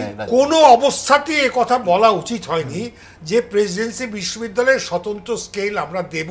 হ্যাঁ, এটাই হচ্ছে আসল কথা। এই কমিটমেন্টটাই তো ভুল ছিল, যিনি করেছেন এটা বিভ্রান্ত করা হয়েছিল। এই কমিটমেন্ট কেন বলা হলো? প্রশ্ন এই কমিট করা হয়েছে, আমি আসছি কেন কমিট করেছে, কে কমিট করেছে? আমার প্রশ্ন দুটো তিনটে। এক, কেন প্রেসিডেন্সি বিশ্ববিদ্যালয়কে করার সময় কথা বলেছিল বিশেষ স্কেল দেওয়া হবে, তারা যেটা করেছেন সেটা তারা করতে পারেন। 1 থেকে 3 লক্ষ টাকার একটা বার্ষিক গবেষণার জন্য অনুদান তারা ব্যবস্থা করেছেন, সেটা ঠিক আছে। এখন প্রশ্ন হচ্ছে, কিন্তু তারা কিছুতেই অ্যালাউন্স দিতে পারেন না, তারা অন্য পে স্কেল তারা তৈরি করতে পারেন না, তাহলে ইউনিভার্সিটি তাদের ডিক্লাসিফাই করে দেবেন, অর্থাৎ ডিরেকগনাইজ করবেন, তার ফলে সেই বিশ্ববিদ্যালয়ের ডিগ্রির কোনো দাম থাকবে না। এটা মূল কথা। তাহলে এইটা জানা উচিত ছিল। যারা প্রথমে খুব বললেন বড় বড় কথা যে এই বিশ্ববিদ্যালয়কে আমরা বিশ্বমানের করব, এখন মুখে কথা বলাটা খুব সহজ। এটা কি অনেকটা জানেন তো স্যার, ভোটের বাজারে আমি একটু বলতে চাই, দেখুন গবেষণার প্রকল্প করতে হলে প্রকল্প তো বুদ্ধদেব ভট্টাচার্যের স্বপ্নের প্রকল্প ছিল প্রেসিডেন্সি বিশ্ববিদ্যালয়। না আমি এটা বললে হবে না, না এই কথাটা উনিও আলাদা করে তৈরি করতে। আমি একটা বলি এখানে বিশ্বমান বলে বিশ্বমান বলে আর আমেরিকান আচ্ছা আমি একটু বলি, এটা তো রাজনীতি, এটা আপনার রাজনীতি। এই বিশ্ববিদ্যালয় হলো কি করে? এই বিশ্ববিদ্যালয়ের দাবি তুলেছিলাম আমি, সুজনবাবু জানেন 1994 সালে আমি একটা ডকুমেন্ট তৈরি করে alternative higher education West Bengal তৈরি করে আমরা গভর্নমেন্টকে দিয়ে বলি এইটা ইমপ্লিমেন্ট করার জন্য প্রেসিডেন্সিকে বিশ্ববিদ্যালয় করা হোক। সেদিন কিন্তু সুজনবাবু আপনি কিছু মনে করবেন না, আপনাদের বিশিষ্ট একজন নেতা তিনি আপত্তি করাতে এটা হলো না, কারণ শিক্ষামন্ত্রী মুখ্যমন্ত্রীর সঙ্গে কথা বলে আমাদের বলেই দিলেন আপনি যেন অবশ্যই এই ইয়েটা করুন, আমাকে ডাকুন, আমি ফাউন্ডার্স ডেতে গিয়ে একটা ঘোষণা করব, আমরা সবাই উৎসাহিত যদি বিশ্ববিদ্যালয়ে ঘোষণা করব, কিন্তু করলেন না। আমরা খুব হতাশ হলো। কিন্তু শেষ পর্যন্ত বিশ্ববিদ্যালয়ে যেটা হয়েছে সেটা কিন্তু বুদ্ধদেব বাবুর জন্য। আমি বুদ্ধদেব ভট্টাচার্যের সমর্থক নই, আমি আপনাদের দলের সমর্থক নই, আমি বুদ্ধদেব বাবুর বহু নীতির বিরোধী, কিন্তু এই কথাটা সত্যের খাতিরে স্বীকার করতে হবে যে বুদ্ধদেব ভট্টাচার্যের নিজে জোর করে এটাকে বিশ্ববিদ্যালয় করলেন, এটা ঠিকই বলেছেন, এটা সঠিক, কিন্তু বিশ্ববিদ্যালয়ের যে স্ট্রাকচারটা অন্য বিশ্ববিদ্যালয়ের সঙ্গে পার্থক্য, সেই পার্থক্য দলের চাপে উনি করতে পারেন। আমি আসছি, মানে সেখানেও যে পরিচালনা পর্ষদ তৈরি করা হয়েছিল তাতে রাজনৈতিক নির্দেশটাই বেশি আছে। কি পার্থক্য? আমি অনেক দিন ধরে শুনছি, কি পার্থক্য, কিসের জন্য পার্থক্য হবে প্রেসিডেন্সি কলেজ, আলাদাভাবে কেন হবে? যাদবপুর ইউনিভার্সিটি বা শিবপুর বা নর্থ বেঙ্গল ইউনিভার্সিটি অন্যান্যরা কি দোষ করলো? শোনো, বুদ্ধবাবু যেটা করেছিলেন, মমতা ব্যানার্জি যেটা করার চেষ্টা করেছেন, প্রেসিডেন্সি কলেজকে আলাদাভাবে এক্সেলেন্স করানো যায় না, আরোপিত হয় না, এক্সেলেন্সটা নিজে থেকে হবে। এটা আবার কি কথা? এতগুলি হাজার হাজার কলেজ আছে, দেখবে না প্রেসিডেন্সি এমন আলাদা কি তার মাহাত্ম্য রয়েছে। আই সরি স্যার, আলাদা করে আমি যেটা বলেছো আলাদা করে কি মাহাত্ম্য আমি জিজ্ঞাসা করছি। এই যে রিক্রুটমেন্ট হচ্ছে, এই রিক্রুটমেন্ট গুলি কি সমস্ত রুলস ফলো করে হচ্ছে? অনেকে যদি কোর্টে যায় অনেকগুলি রিক্রুটমেন্ট কারিয়ে যাবে। এখানেই তো প্রশ্নটা তুললাম, আমি অনেক সিলেকশন কমিটিগুলিতে থাকি, কমিটমেন্ট আর প্রাপ্তির মধ্যে তফাৎ থাকে, অনেক সিলেকশন কমিটিগুলিতে থাকি। বুদ্ধদেব বাবু এই কথা বলেননি যে স্বপ্নের প্রকল্প হবে, এটা বলেন। আচ্ছা, কিন্তু মমতা বন্দ্যোপাধ্যায় বলেছেন এক, অতএব দায়িত্ব তার এটাকে একটা বিশ্বমানের বিশ্ববিদ্যালয় তৈরি করা, centre of excellence. Centre of excellence রাতারাতি করা যায় না, সেন্টার অফ এক্সেলেন্স করতে গেলে সময় লাগে, এবং আমি আসছি সেটা কলেজ থেকেই উঠবে, বিশ্ববিদ্যালয় থেকে উঠবে, ভেতর থেকে উৎকর্ষ লাভ করতে হবে। তার জন্য যেটা দরকার সেটা হচ্ছে, এবার আপনাদের আমি একটা দায়ী করব, ওই যে কলেজ শিক্ষক, সরকারি কলেজ শিক্ষক সমিতি, তারা ওই ট্রান্সফারটাকে কন্ট্রোল করবে, আজও করছে, তৃণমূলের সময় তাই করছে, এবং তার ফলে প্রেসিডেন্সি বিশ্ববিদ্যালয়ে উৎকৃষ্ট মানের শিক্ষককে জড়ো করা উচিত, তাদেরকে ট্রায়ালস এন্ড এরার্স এর মধ্যে যেতে হবে। শুধু ট্রান্সফার দিয়ে নয়, যদি প্রাইমারি এডুকেশন থেকে সাপ্লাই না আসে, কাকে পড়াবেন আপনি? কাকে পড়াবেন? যারা আরো এবার আমরা পরবর্তী বিষয়ে যাব, সেটা হচ্ছে 356। বহুবার এ রাজ্যের সাধারণ মানুষ 356 দাবি শুনেছে, 356 বহুবার রাজনৈতিক চর্চার মধ্যে এসেছে, সংবাদ মাধ্যমের চর্চার মধ্যে তো এসেইছে, কিন্তু গতকাল রাজ্যের মাননীয় মুখ্যমন্ত্রী সরাসরি কংগ্রেসের দিকে চ্যালেঞ্জ ছুঁড়ে দিলেন। ঠিক কি বললেন তিনি, দেখাবো আপনাদের। ইউপিএ ছাড়ার পর থেকে প্রায় প্রতিদিনই দুই প্রাক্তন শরিকের সম্পর্কের অবনতি ঘটে চলেছে। 10 জনপথের অদূরে দাঁড়িয়ে ইউপিএর পতনের ডাক দিয়ে এসেছেন মমতা বন্দ্যোপাধ্যায়। নানা ঘটনায় তলানিতে গিয়ে ঠেকেছে সম্পর্ক। ইদানিং বিভিন্ন জনসভায় সিপিএমকে আক্রমণের পাশাপাশি কেন্দ্রের বিরুদ্ধে জেহাদ ঘোষণা কার্যত অভ্যাসে পরিণত করে ফেলেছেন তৃণমূল নেত্রী। সোমবার হাওড়ার নির্বাচনী জনসভা থেকে সেই আক্রমণকে এক অন্য পর্যায়ে নিয়ে গেলেন তিনি। খোলাখুলি চ্যালেঞ্জ ছুড়ে দিলেন কেন্দ্রের দিকে, তাও আবার জেসে চ্যালেঞ্জ নয়। বিরোধী দলনেত্রী থাকাকালীন যে হাতিয়ারকে তিনি বারবার তৎকালীন বাম সরকারের বিরুদ্ধে ব্যবহারের জন্য কেন্দ্রের দ্বারস্থ হতেন, সেই 356 ধারাই এবার তার সরকারের বিরুদ্ধে প্রয়োগের জন্য কংগ্রেসের উদ্দেশ্যে খোলাখুলি চ্যালেঞ্জ ছুড়ে দিলেন মমতা বন্দ্যোপাধ্যায়।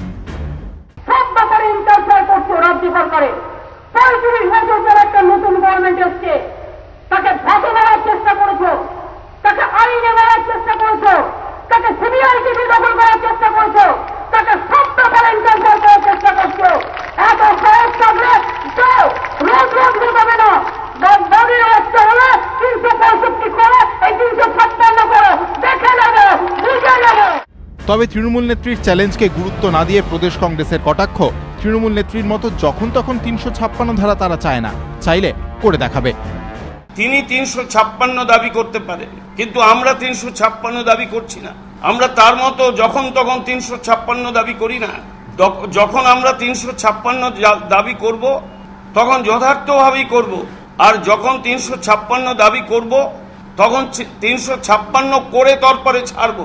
বাঘের বাচ্চারা তো কোনোদিন কিছু বলেনি, বাঘের বাচ্চিরাই বলেছে যে পশ্চিমবঙ্গে 356 ধারা জারি হোক। কংগ্রেস জানে যে এইখানকার যে সরকারটা সেটা এমনি এমনি উঠে যাবে বাজার থেকে। উনি যতই বলুন জঙ্গলমহল হাসছে, পাহাড় হাসছে, কেউ হাসছে না। বাংলায় আত্মহত্যার মিছিল চলছে। আমাদের এখানে রাষ্ট্রপতি শাসন করার কোনো প্রয়োজন পড়েনি, কারণ মমতা ব্যানার্জি আমাদের কাছে কোনো চ্যালেঞ্জই না। তাৎপর্যপূর্ণ বিষয় হলো কেন্দ্রের উদ্দেশ্যে মমতার এই হুঁশিয়ারিকে বিন্দুমাত্র গুরুত্ব দিতে নারাজ সিপিএমও। ওকে বুঝতে হবে না, রাষ্ট্রপতি শাসন জারি করলে আমরা বুঝে নেব, ওকে বুঝতে হবে না। উনি অনেকবার রাষ্ট্রপতি শাসন এসব দাবি করেছেন। আমরা পশ্চিমবাংলায় রাষ্ট্রপতি শাসন যখন নির্বাচিত সরকার থাকে, তার সংখ্যাগরিষ্ঠতা থাকে, 356 ধারা চিরকাল আমরা তার বিরুদ্ধে লড়াই করেছি, আমরা লড়াই করব। দিল্লির কংগ্রেস নেতৃত্ব বা প্রদেশ কংগ্রেস নেতৃত্ব একাধিকবার মমতা বন্দ্যোপাধ্যায়ের বিরুদ্ধে মুখ খুললেও 356 ধারা জারির প্রচ্ছন্ন হুঁশিয়ারি কিংবা 356 ধারা জারির দাবি কোনোটাই শোনা যায়নি তাদের গলায়। কিন্তু তা সত্ত্বেও বেশ কয়েক ধাপ এগিয়ে তৃণমূল নেত্রীর এই চ্যালেঞ্জ তাৎপর্যপূর্ণ বলেই মনে করছে রাজনৈতিক মহল। এবিপি আনন্দ। এর আগে বিরোধী নেত্রী থাকাকালীন মমতা বন্দ্যোপাধ্যায় বারবার এই 356 ধারা জারির দাবি তুলেছিলেন। কোন কোন ঘটনায় আপনাদের সামনে? হাওড়ার জনসভা থেকে কেন্দ্রের উদ্দেশ্যে 356 ধারা জারির মমতা বন্দ্যোপাধ্যায়ের চ্যালেঞ্জ বহু পুরনো স্মৃতি উস্কে দিয়েছে।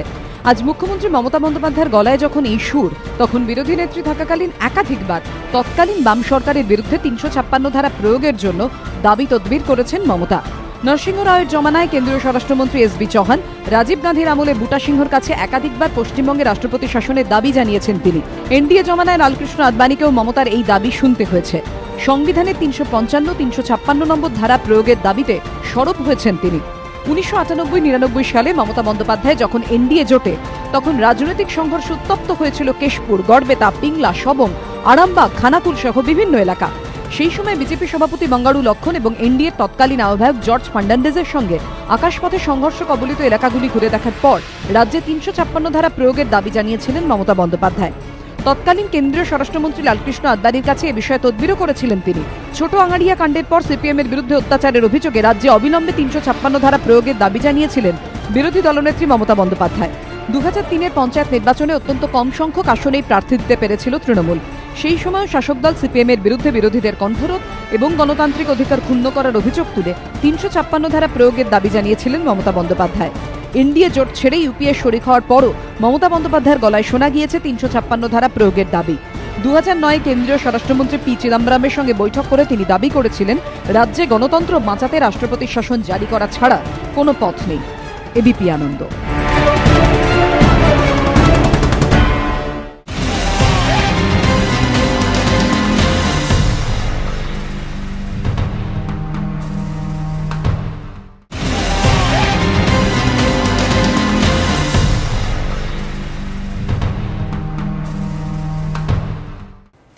ওমপ্রকাশ, দুটো জিনিস। একটা যে ক্লুটা মাননীয় মুখ্যমন্ত্রী নিজেই দিয়েছেন যে আপনারা নিজেদের বাঘের বাচ্চা প্রমাণ করতে চান কিনা, আর 2 নম্বর হচ্ছে যে হাওড়ার নির্বাচনে বারবারই দেখা যাচ্ছে যে সিপিএমের সঙ্গে সমান আক্রমণ আপনাদেরও। আপনারা কি হাওড়ার স্পয়লার বা একটা বড় ফ্যাক্টর হতে পারেন? আপনাদের প্রায় 50-50 ওয়েটেজ কেন দেয়া হচ্ছে? আপনাদের কি বিশ্লেষণ? এটা ভারতবর্ষের রাজনৈতিক ইতিহাসে বিরল যে কোনো একটি রাজ্যের মুখ্যমন্ত্রী তিনি নিজেই বলছেন যে তার রাজ্যে সাংবিধানিক অচলাবস্থা সৃষ্টি হয়েছে। 356 ধারা তো বলছে যে সাংবিধানিক অচলাবস্থা সৃষ্টি হলে তাহলে মুখ্যমন্ত্রী নিজে স্বীকার করছেন যে সাংবিধানিক অচলাবস্থা হচ্ছে। আর সেকেন্ড হচ্ছে যে উনি একটা পারসিকিউশন কমপ্লেক্স বলে একটা কথা আছে। উনি নিজেই আর কি নিজেকে ভিকটিম হিসাবে চিহ্নিত করবার জন্য প্রতিনিয়ত ব্যস্ত হয়ে পড়ছেন। জাতীয় কংগ্রেসের পক্ষ থেকে তো আমরা দাবি করিনি যে পশ্চিমবঙ্গে 356 ধারার প্রয়োগ করা হোক। আমি যতদূর জানি communist party of India, Marxist, তারাও এই দাবিটা করেনি। তৃণমূল কংগ্রেসের মধ্য থেকে কেউ করছে কিনা সেটা অবশ্য মুখ্যমন্ত্রী ভালো করে জানেন। আর যেটা উনি আগেও দাবি করতেন যে উনি নাকি কংগ্রেস ছাড়লেন, কংগ্রেস 356 ধারা প্রয়োগ করেনি। সিপিএম এর 19 বছরের শাসনকে দীর্ঘায়িত 34 বছরের শাসনে যে রূপান্তরিত করলেন মমতা বন্দ্যোপাধ্যায়, সেই একই জিনিস কিন্তু হাওড়ার প্রসঙ্গে বলি যে সেটাই করতে চাইছেন, যে সিপিএম কে কতটাকে গুরুত্ব দেওয়া যায়, বাইপোলারিটি করা, যে সিপিএম খারাপ আমরা ভালো, বা সিপিএম বলছে যে আমরা ভালো তৃণমূল কংগ্রেস খারাপ। এই যে বাইপোলারিটির যে পলিটিক্স, সেই পলিটিক্সে এই প্রথমবার এই হাওড়াতে 5 তারিখে আর কি বোঝা যাবে যে কত ধানে কত চাল। অর্থাৎ যে জাতীয় কংগ্রেসের ভোট ব্যতি রেখে এই তৃণমূল কংগ্রেসের যে 185 আসন সেটা ভুলে যাচ্ছেন যে সেটা 30টা আসন ছিল, 19 জন সাংসদ সেটা ভুলে যাচ্ছেন যে সেটা একজন সাংসদের দল ছিল। আর 356 ধারা জাতীয় কংগ্রেস করেনি, তাই জন্য উনি তৃণমূল কংগ্রেস করেছেন। তৃণমূল স্তরের কংগ্রেস কর্মীদেরকে নিয়ে তার একটা বড় উদাহরণ উনি হাওড়াতে রেখেছেন। অর্থাৎ যিনি প্রার্থী প্রসূনবাবু, তিনি কিভাবে তৃণমূল স্তরের কংগ্রেস কর্মী ইত্যাদি ইত্যাদি, তিনি তো আবার প্রকাশ্যে সিপিআইএম এর হয়ে 2009 আর 2011 সালে ভোট প্রচার করেছেন। তার মানেটা হচ্ছে যে গোটা ব্যাপারটা ইনক্লুডিং 356 পুরোটা হচ্ছে ধোঁকা। উনি যখন 1998 সালে পার্টির জন্ম লগ্ন থেকে যে পার্টি বিজেপির দোসর, ন্যাশনাল পলিটিক্যাল পার্টির দোসর, 98-এর ইলেকশন, 99-এর ইলেকশন, মাঝখানে 3 মাস আবার আমাদের সঙ্গে আর কি ঘর করেছেন, আবার বিজেপির কাছে, তাহলে উনি তো শাসক দলের গুরুত্বপূর্ণ শরিক ছিলেন। তো এনডিএর কাছ থেকে এটা দাবিটা আদায় করতে পারেনি। ওনার একটা 356 ফিক্সেশন রয়েছে।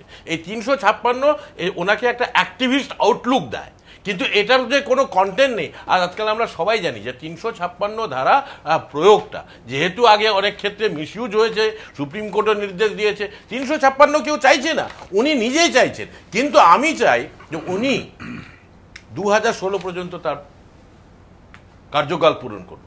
এই কথাটা অন্যান্য রাজনৈতিক ব্যক্তিত্ব তারাও বলেছেন। মমতা ব্যানার্জি কোনো সময় তার কার্যকাল পূরণ করেন না। তো she perhaps is more interested to have a fight. তো সেই ফাইটটা তো স্ট্রিট ফাইট করলে হবে না। উনি তো অ্যাডমিনিস্ট্রেশনের দায়িত্ব নিয়েছেন, গভর্নেন্সের দায়িত্ব, রেসপন্সিবিলিটি রয়েছে। পলিটিক্স অফ রেসপন্সিবিলিটিটাকে সামনে নিয়ে আসুন, ও তো অথরিটি দেখাচ্ছেন। আর সবসময় অবশ্যই অন্যান্য ক্ষেত্রে যেটা হচ্ছে হাওড়াতে সেই একই ছকে উনি চলার চেষ্টা করছেন। যে জাতীয় কংগ্রেস ফ্যাক্টর, আর জাতীয় কংগ্রেস যে কত বড় ফ্যাক্টর সেটা 5 তারিখে তো প্রমাণ হবে। আর শুধু তাই নয়, বারবার করে এবং আপনাদের সংবাদ মাধ্যম থেকে শুরু করে সবাই, উনি কবে মেজরিটি পেয়েছেন পশ্চিমবঙ্গে, কোন নির্বাচনে উনি একা প্রতিদ্বন্দ্বিতা করেছেন? একটা নির্বাচন, জেনারেল ইলেকশন যেটাকে বলে, অ্যাসেম্বলি বা লোকসভা করেনি। প্রথম একটা নির্বাচন হলো উপনির্বাচন হাওড়া, আচমকা উনি বিপদে পড়ে গেলেন, একাকিত্বতে ভুগতে শুরু করলেন। কংগ্রেস নেই, বিজেপির সঙ্গী উনি নেই, কিন্তু কিছু একটা ব্যাপার তো হয়ে গেল। তাই জন্য আপনাদের চ্যানেলে একদিন বলেছিলাম, বিজেপির একজন নেতা যখন কিছু বক্তব্য রাখছিলেন, বলে যে এই স্টুডিওতে মনে হচ্ছে যে একটা হাওড়া হাওড়া গন্ধ পাচ্ছি, তাই জন্য বিজেপির প্রার্থীটা প্রত্যাহার হয়ে গেল। তার মানে এটা হচ্ছে যে মমতা বন্দ্যোপাধ্যায় উনি বলছেন ইউপিএ নাকি থাকবে না। খুব ভালো কথা, ইউপিএ তো 2004-এর আগে ছিল না। হয়তো আগামী দিনে আমরা ক্ষমতা নাও আসতে পারি, জাতীয় কংগ্রেস হয়তো কম সিট পেতে পারি, বেশি সিট পেতে পারি, কিন্তু উনি তো অল ইন্ডিয়া একটা অ্যাম্বিশন নিয়ে চলছিলেন। এবং আজকে উনি বলছেন যে রিজনাল পার্টিরা নাকি ফর্ম করবে। কোনো রিজনাল পলিটিক্যাল পার্টি যাদের নিজের বেশ রয়েছে, মুলায়ম সিং যাদব, মায়াবতীর দল, জয়ললিতা, বিজু জনতা দল, Nitish Kumar, not a single one of them has decided to extend any invitation to her.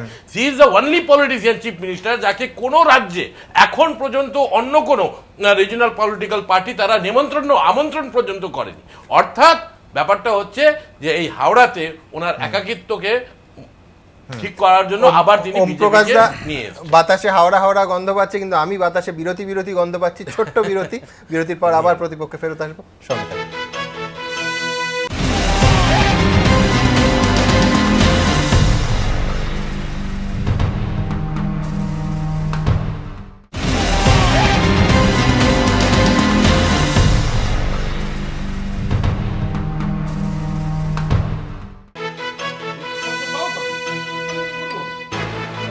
Mohammad Iqbal বা মুন্না এবং মোক্তার খুনের মামলায় এবং পুলিশ খুনের মামলায় এবং খুনের চেষ্টার মামলায় প্রধান দুই অভিযুক্ত। তারা অপরাধ করেছেন, অপরাধ করেননি সে বিচার করবেন আদালত। কিন্তু একই রকমভাবে একজনের মা অসুস্থ, একজনের বাবা অসুস্থ, কিন্তু পরপর দুদিন সরকারি আইনজীবীর অবস্থান ভিন্ন হয় কি করে? আমাদের প্রশ্ন রইল। তার কারণ এর আগে রায়গঞ্জ এবং মাসদিয়ার তফাৎ আমরা দেখেছি, আবার মুন্না এবং মোক্তারের তফাৎও কি দেখলাম? দেখাবো।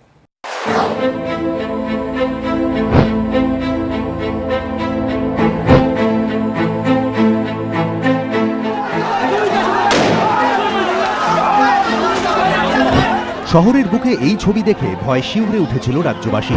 এই ঘটনায় বিহারের ডেহরি অন সোন থেকে গ্রেফতার করা হয় অভিযুক্ত তৃণমূল কাউন্সিলর মোহাম্মদ ইকবাল ওরফে মুন্নাকে।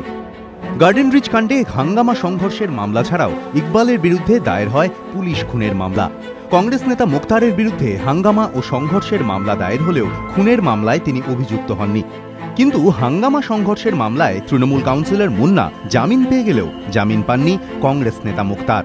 সরকারি আইনজীবী মুন্নার জামিনের আবেদনের বিরোধিতা না করলেও কংগ্রেস নেতা মুখতারের জামিনের আবেদনের বিরোধিতা করেন।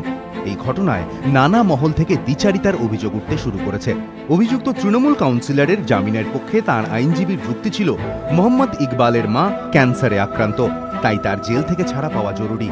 কংগ্রেস নেতা মুখতারের আইনজীবী জামিনের পক্ষে সওয়াল করে বলেন, গার্ডেন রিচ কাণ্ডে হিংসা ছড়ানোর মামলায় প্রথম অভিযুক্ত ইকবাল, দ্বিতীয় মুখতার। এই মামলায় জামিন পেয়েছেন ইকবাল, তাই মুখতারকেও জামিন দেওয়া হোক।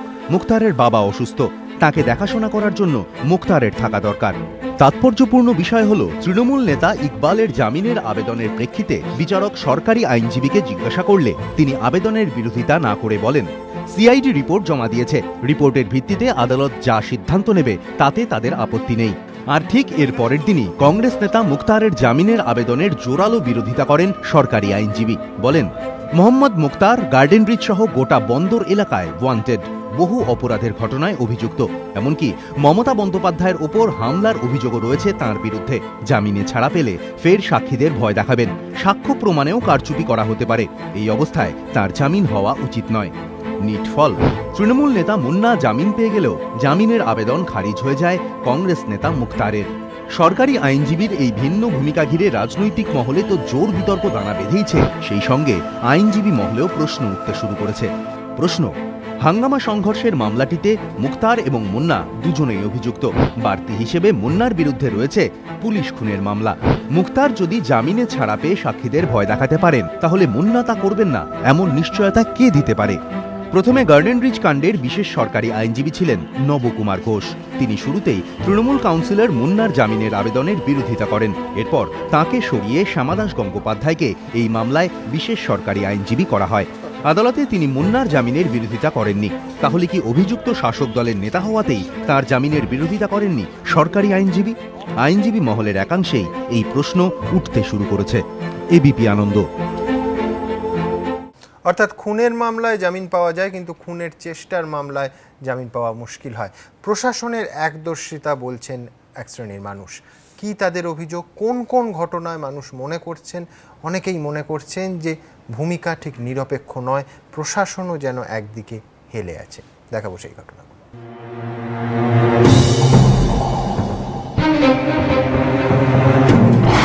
মুন্নার বেল, মুখতারের জেল।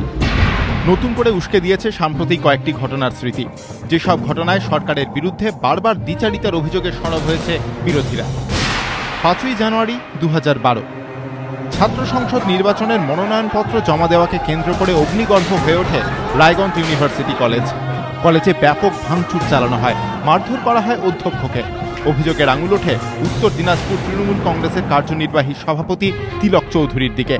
চারদিক থেকে সমালোচনার ঝড়ের মুখে আদালতে গিয়ে আত্মসমর্পণ করেন তিলক। পুলিশ জামিনযোগ্য ধারায় মামলা রুজু করায় জামিনও পেয়ে যান তারা। মুখ্যমন্ত্রী বলেন, ছোট ছোট ছেলেমেয়েরা ভুল করে ফেলেছে। ছোট ছোট ছেলেমেয়েরা কোথাও কাজ করতে গেলে একটা ভুল হয়ে যেতে পারে।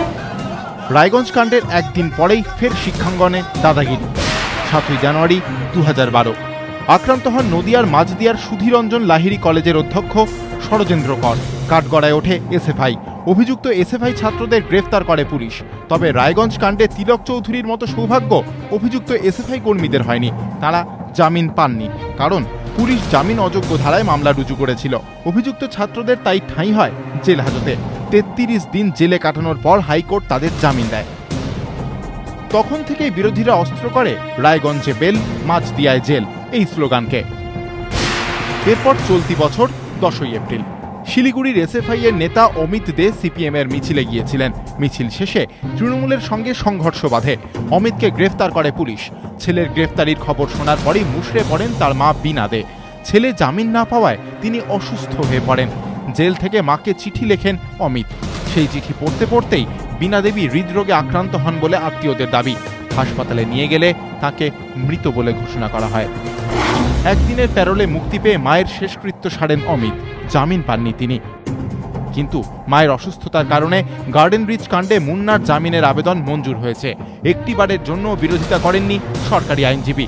কিন্তু প্রশ্ন উঠেছে, ডিওয়াইএফআই নেতা অমিত দে যদি মায়ের মৃত্যুর পর একদিনের জন্য প্যারোলে ছাড়া পেয়ে শেষকৃত্য সারতে পারেন, তাহলে অসুস্থ মাকে দেখতে যাওয়ার জন্য মুন্নাকেও জামিনের পরিবর্তে প্যারোলে ছাড়া হোক এই আবেদন কেন করলেন না সরকারি আইনজীবী? এই প্রশ্ন উঠেছে আইনজীবী মহলেরই একাংশে। এর আগে খোদ মুখ্যমন্ত্রীও বিতর্কে জড়িয়েছিলেন। 2011 8ই নভেম্বর ভবানীপুরে জগদ্ধাত্রী পুজোয় হামলা এবং মারধরের অভিযোগে 2 যুবককে গ্রেফতার করে পুলিশ। কিন্তু এরপরই খোদ মুখ্যমন্ত্রী ভবানীপুর থানায় গিয়ে তাদের ছাড়িয়ে আনেন বলে অভিযোগ। ফলে শাসক দলের ক্ষেত্রে এক নিয়ম আর বিরোধীদের ক্ষেত্রে উল্টো। এই অভিযোগ এ রাজ্যে নতুন কিছু নয়।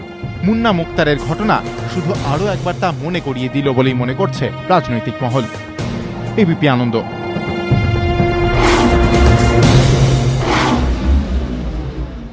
সুজনদা, আপনার কাছে যাব। সুশান্ত ঘোষ জামিন দিয়েছিল সুপ্রিম কোর্ট, 181 দিন জেলে থাকতে হয়েছিল। লক্ষণ শেঠ হাইকোর্ট থেকে জামিন পান 118 দিন। মুন্না 77 দিন। পাশাপাশি রাখবেন? আমি এটার আগে যে প্রশ্নটা ছিল, দুটো কথা আমি শুধু বলিনি, যেহেতু আমি তখন বলিনি। সুমন ভাই বলছিলেন যে রিসার্চের জন্য আলাদা অধ্যাপক, সেই ব্যবস্থাটা আমাদের কোথাও নেই। ওর জ্ঞাতার্থে বলছি, ভিসিকে কিন্তু টিচার এবং রিসার্চ আলাদা পোস্ট আছে, আগে থেকেই আছে। 2 নম্বর হচ্ছে, স্যার তো খুবই কারেক্টলি বলেছেন, ফলে সেখানে আমার কোনো যোগ করার কিছু নেই। আমি শুধু যেটা বলবো যে আসলে স্যার যদি এমনটা হয় যে তারপরে আমাদের রাজ্যের দ্বিতীয় গুরুত্বপূর্ণ মন্ত্রী বলেন যে সিকিউরিটি যে সেই অভিযুক্ত, প্রশাসন কি করবে, বিপদের মধ্যে পড়ে যায়, বা আমাদের রাজ্যের গুরুত্বপূর্ণ মন্ত্রী যদি কার্যত উপাচার্যের ইতিহাস ভূগোল বিজ্ঞান জানতে বেশি আগ্রহী হয়ে যান, তাতে যেমন শালীনতার সীমা ছাড়ায়, তেমনি তাতে একটা ইঙ্গিত দেওয়া হয়, যে ইঙ্গিতটা বলে প্রশাসন তুমি তোমার মতন করে কাজ করো না। প্রেসিডেন্সি বিশ্ববিদ্যালয় খুবই গুরুত্বপূর্ণ, আমাদের গর্বের। সেই কারণে মানবাধিকার কমিশন দায়িত্ব দিয়েছে, এবং আমি মনে করি খুব গুরুত্বপূর্ণ যাকে দায়িত্ব দেওয়া উচিত ছিল তাকেই দায়িত্ব দিয়েছে। এরকম আমাদের রাজ্যের বহু কলেজ বিশ্ববিদ্যালয়ে ঘটনা ঘটছে, যেগুলো কিন্তু চোখের সামনে আসছে না। এটা প্রেসিডেন্সি বলে আমরা টের পেলাম, এবং আপনি নিজে সেটা করতে গিয়ে বুঝলেন যে হোম সেক্রেটারির কাছে আপনি কে এবং কি আপনার এখতিয়ার, সেটা নিয়ে প্রশ্নের বিড়ম্বনায় পড়তে হয়েছে, কি ওসির কাছে আপনাকে প্রশ্নের বিড়ম্বনায় হয়েছে, যাকে কম বেশি শিক্ষা জগতে সবাই চেনে এবং এরা অনেকে আপনার ছাত্র। তাহলে গোটা রাজ্যে কি চলছে সেইটা বোধহয় আমরা একটু খেয়াল করে দেখলেই বুঝতে পারবো। 356 নিয়ে অনেক কথা হচ্ছিল। আমি শুধু এটা বলবো যে মুখ্যমন্ত্রীর খুব লব্ধ ছিল, প্রাণভোমরা ছিল দুটি কথা। এক 356 কথায় কথা উনি বলতেন, আর এক সিবিআই তদন্ত কথায় কথায় বলতেন। 2 বছর সময়টা টাইম মেশিনে কত বছর হয়ে যাচ্ছে আমি জানি না, কিন্তু একটা এমন অবস্থা হচ্ছে যেন 356 অথবা সিবিআই তদন্তে দুটো শব্দ শুনলে যেন ভূত দেখার মতনই চমকে উঠছেন। এর কোনো ব্যাখ্যা উনি দিতে পারবেন কিনা আমি জানি না, কিন্তু আমরা চাইবো 5 বছরের জন্য উনি নির্বাচিত হয়েছেন, মাঝ রাস্তায় যেন কেটে না পারেন। এই 5 বছর যেভাবে একটা সরকারের চলতে হয়, সাধারণ শালীনতা বজায় রেখে 8-10টা রাজ্যে যেরকম চলে তার চাইতে পারলে ভালো, না পারলে অন্তত তার চাইতে মন্দ নয়। আমাদের রাজ্যটাকে গোটা দেশের সবচাইতে তলায় মানে সাংস্কৃতিকভাবে ফেলে দেওয়া, এই অধিকারটা বোধহয় মুখ্যমন্ত্রীর নেই। কার্যত আস্তে আস্তে সেই ঘটনাটা ঘটছে। উনি ওখানে বলছিলেন আপনি বলার সাথে কথা বলিনি, শিক্ষা স্বাস্থ্য তিনটেতেই নামিয়ে বন্ধ রাখি। আমি এই প্রথম 1 ঘন্টা মাথায় প্রথম বলছি ভাই, মিনিট 5 টাইম দিন, তারপর আপনি আপনার মতো করে বলবেন।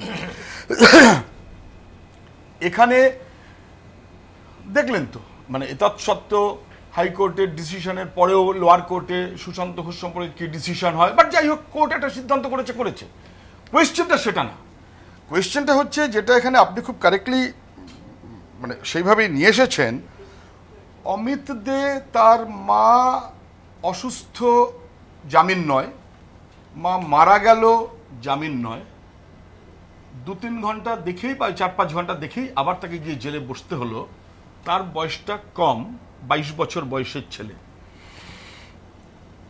ছাত্র, খুবই দুর্ভাগ্যের ছাত্র যুবক, কম বয়স, ভিসাভিস মুন্না মুক্তার। এটা কি কোর্টকে দায়ী করা যাবে না? তো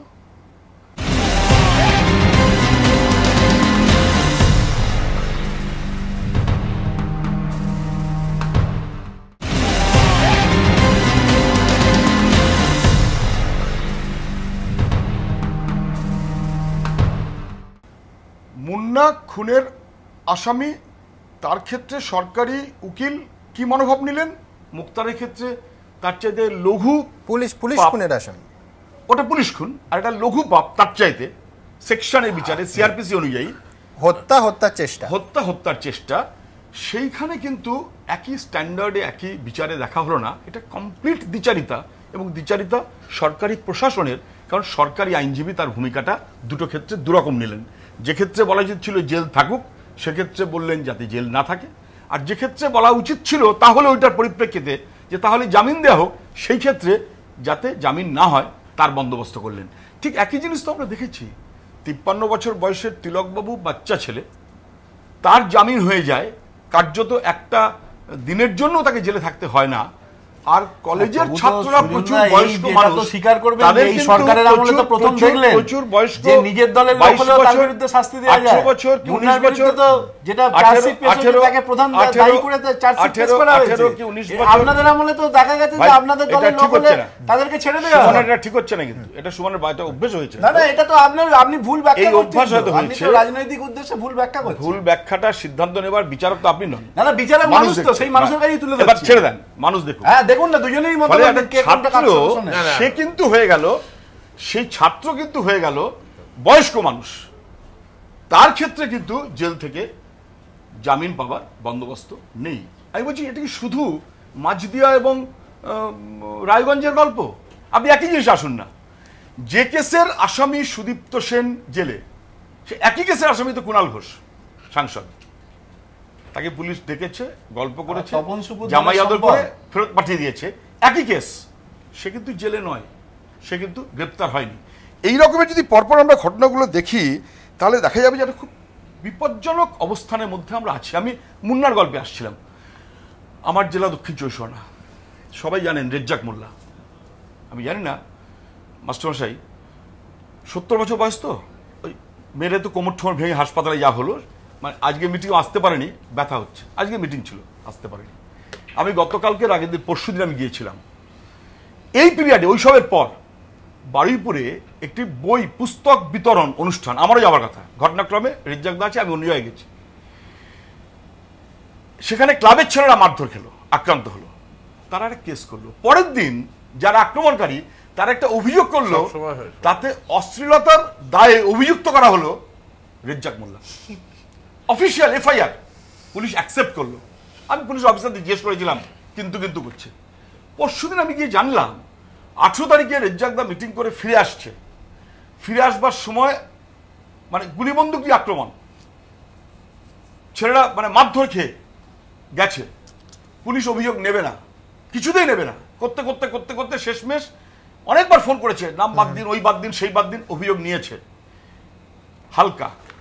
পরের দিনই পাল্টা কাউন্টার 307, সব সময় তাই করছে কাউন্টার 307, 307 মানে অ্যাটেম্পট টু মার্ডার। প্রধান আসামি কে? রেজ্জাক মোল্লা, 70 বছর বয়স। আমি জানি না কি বিভৎসতা হচ্ছে। রেজ্জাক মোল্লা মানে অশ্লীলতার দায়ে অভিযুক্ত, মানে আইনে জেলায় 307 অভিযুক্ত, হচ্ছেটা কি? কোথায়? প্লিজ 2 মিনিট আমার, কি হচ্ছে? আমি বলছি না, খুব বিপজ্জনক হচ্ছে। এবং সত্যি চক্রান্ত যে তার পাশে প্রশাসন নেই, আক্রমণকারীর পাশে প্রশাসন, মুন্না তো তার কোনো কোথাও আসতো না, নেহাত ক্যামেরাতে ধরা পড়ে গেছে। হ্যাঁ, নাহলে গোটা ব্যাপারটা তো মুক্তারের উপর দিয়ে চালানোর চেষ্টা করা হচ্ছে, ঘুরে যেত, আটকে গেছে। বিশ্বাস করবেন, আমাকে সিদ্ধান্ত করতে হচ্ছে, আমি সবাইকে ডেকেছিলাম, সিদ্ধান্ত করতে হচ্ছে, এই যা দেখছি তার পরিপ্রেক্ষিতে পুলিশ বসে ওদের এফআইআর ড্রাফট করে দিচ্ছে কোথাও কোথাও।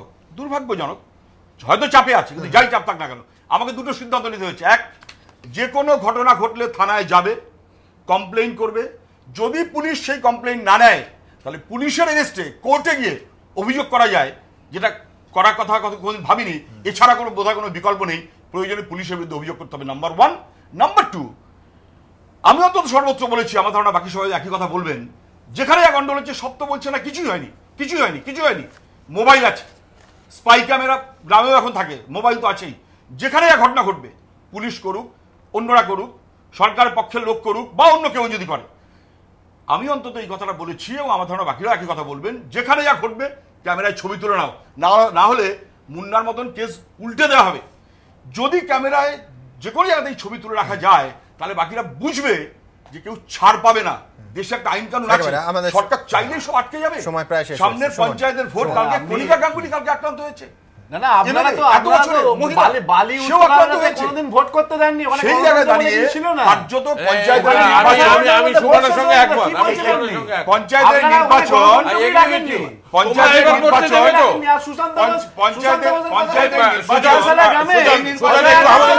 ডিএনএ টেস্ট ধরা পড়েছে যে নটা জেলা ইনক্লুডিং হাওড়া, নটা জেলা একদিনে ভোট করা হচ্ছে, মানে কাউকে ভোট করতে না, সুজন চক্রবর্তী, তোমরা ভোট করতে দাওনি, তোমরা ভোট করতে দাওনি, কিন্তু সুমন তোমরা করতে দেবে তো? অবশ্যই ভোট হবে, এবং তোমরা ওদেরকে ফলো করবে না তো? গণতান্ত্রিক পরিবেশে ভোট মনে হচ্ছে যে আমরা তো শুনছি যে পরিবেশে ভোট হবে।